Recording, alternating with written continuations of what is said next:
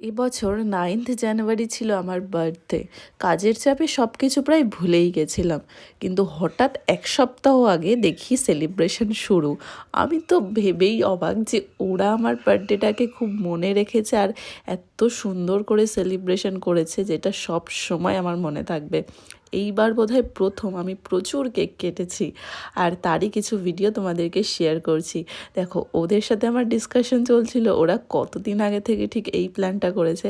আর আমি তো শুনে অবাক যে এই গ্রুপ ছাড়া আমাদের একটা মেকআপ গ্রুপ আছে, মেকআপ গ্রুপ ছাড়াও নাকি আরও একটা আলাদা করে নিজেদের মতো গ্রুপ বানিয়েছে নাকি না আমার বার্থডে সেলিব্রেশন করবে বলে। এবছর বোধহয় আমি প্রচুর কেক কেটেছি, মানে একটা কেক কাটতে না কাটতে বিকালে আর একটা কেক নিয়ে হাজির।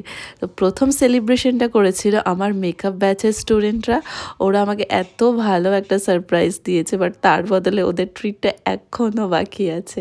তা যাই হোক।